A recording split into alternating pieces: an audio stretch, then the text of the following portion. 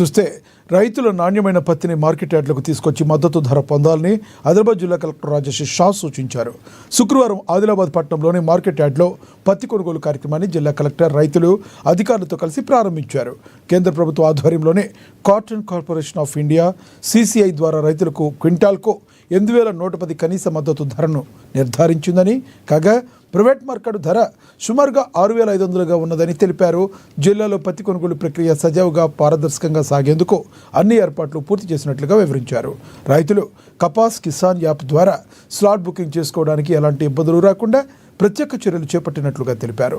రైతులకు ఎలాంటి అసౌకర్యం కలగకుండా మార్కెట్ యార్డుల్లో తాగునీరు, విశ్రాంతి సదుపాయాలు, తూకం యంత్రాలు, కంట్రోల్ రూమ్ వంటి అన్ని సౌకర్యాలు కల్పించామన్నారు.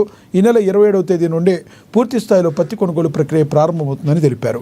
ఇప్పటికే రైతు సంఘ నాయకులు, ప్రజాప్రతినిధులతో సమావేశం నిర్వహించి వారి సూచనలు సేకరించినట్లుగా తెలిపారు. రైతులు మొబైల్ నంబర్ను అప్డేట్ చేసి ముందస్తుగా స్లాట్ బుకింగ్ ప్రక్రియ ప్రారంభించినట్లుగా వివరించారు. జిల్లాలో పత్తి సాగు విస్తీర్ణం 4,31,042 ఎకరాలు కాగా దిగుబడి దాదాపుగా 33,46,926 మెట్రిక్ టన్నులుగా ఉంటుందని తెలిపారు. ప్రస్తుతం జిల్లాలో 33 ginning mills పనిచేస్తున్నాయన్నారు.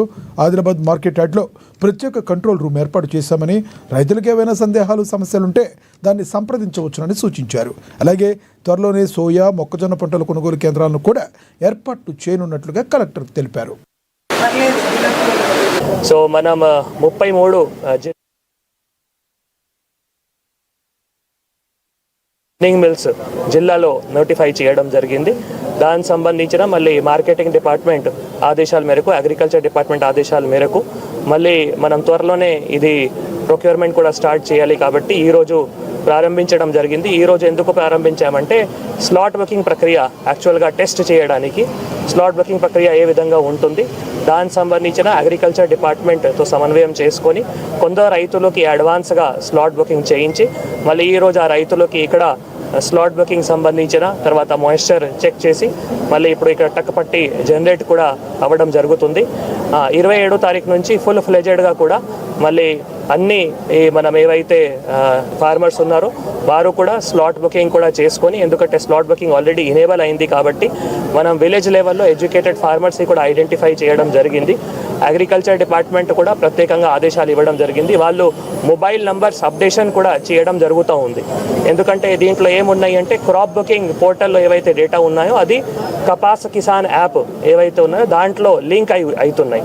So crop booking పోర్టల్లో పాత మొబైల్ నంబర్స్ ఉంటాయి కాబట్టి ఆ మొబైల్ నంబర్స్ కూడా అప్డేషన్ అగ్రికల్చర్ డిపార్ట్మెంట్ చేయడం జరుగుతుంది.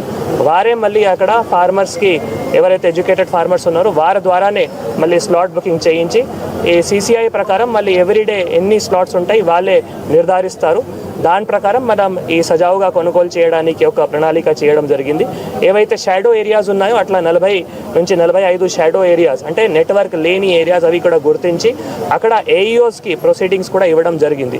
సో AEOస్ కానీ AOస్ కానీ అందరూ కూడా ట్రైన్డ్ అయి ఉన్నారు.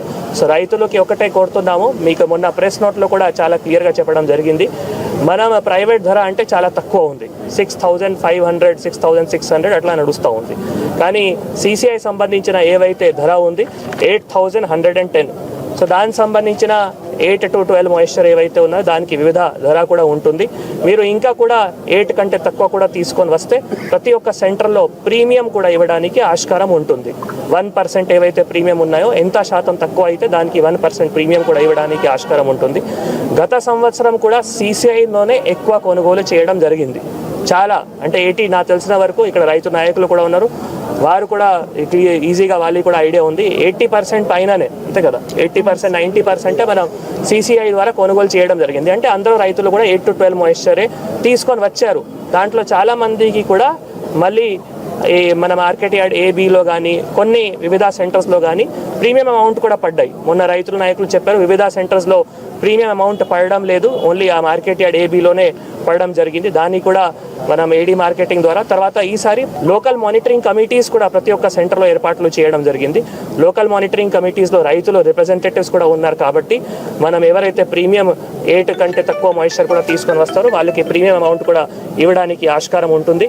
ఇంకొకటి రైతులకి మన బ్లడ్ రిలేటివ్ కూడా ఎవరైతే ఉన్నారో ఒకవేళ రైతులు స్లాట్ బుక్ చేసి రాలేకపోయారు, ఏమైనా అనారోగ్యం కారణం వల్ల ఇంకా ఏమైనా కారణం వల్ల. సో ఒకవేళ రాలేకపోతే బ్లడ్ రిలేటివ్ కూడా రైతులు ఆథరైజ్ చేసి వారు కూడా ఇక్కడ వచ్చి అమ్మడానికి, అంటే వాళ్ళ భార్య కానీ భర్త కానీ లేదు వాళ్ళ కొడుకు కానీ అట్లా కూడా బ్లడ్ రిలేటివ్ కూడా ఆథరైజ్ చేసి వస్తే వారికి కూడా ఇప్పుడు ఇవ్వడానికి ఆస్కారం ఉంటుంది. ఇంకొక